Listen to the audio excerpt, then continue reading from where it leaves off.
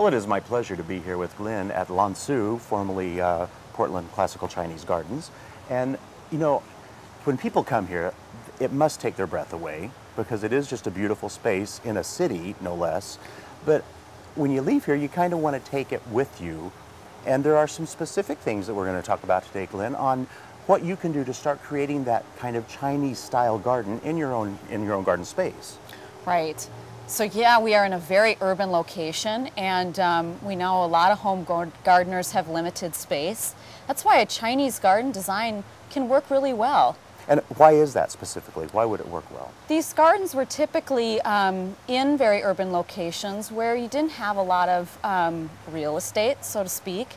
And yet, if you had the right elements, you could achieve the look and feel of a Chinese garden.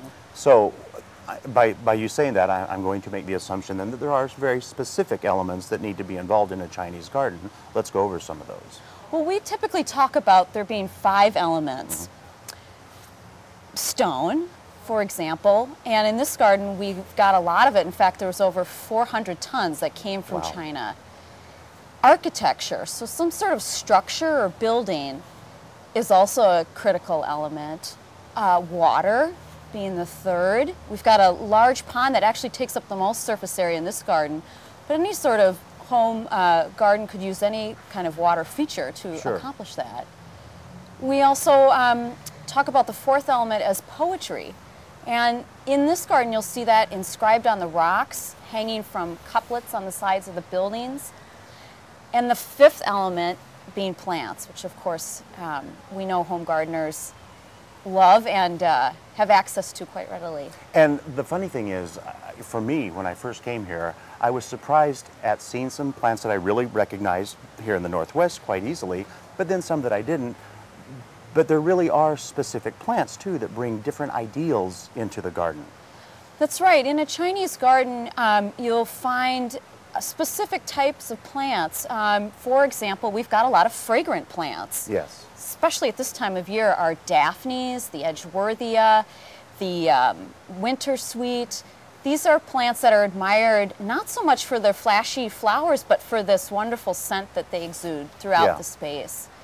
We also have a lot of plants that are thought to be good luck or auspicious, maybe because of their color.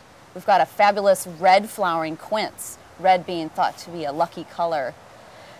We also have plants like camellias that are thought to be lucky because they bloom at this time of year, which is typically around the Chinese New Year, the most celebrated holiday in China. And lastly, we've got a lot of plants that have symbolic value, plants that have been used in their decorative arts, in their paintings, and in their poetry, because they're admired for the qualities that they embody.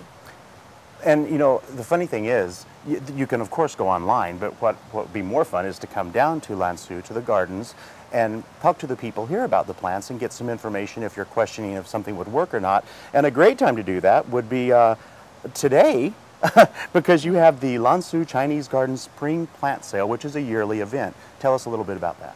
Well, this is a great chance to come down and in one stop pick up all sorts of Chinese plants. We bring in 20 different vendors from the region, and they've all been given the charge to pull together their favorite plants of Chinese origin. Many of the plants that you'd see here in this garden will be for sale at this plant sale. Well, you know, it runs from 10 to 4 today, right? Correct. So if you love this place as much as I do, I know you'll be coming down anyway to visit them, but come on down today from 10 to 4 and pick up some plants, certainly pick up some information, and you can most certainly take home some beauty with you to inspire you in your own garden. Thank you so much, Glenn. Thank you so much, William.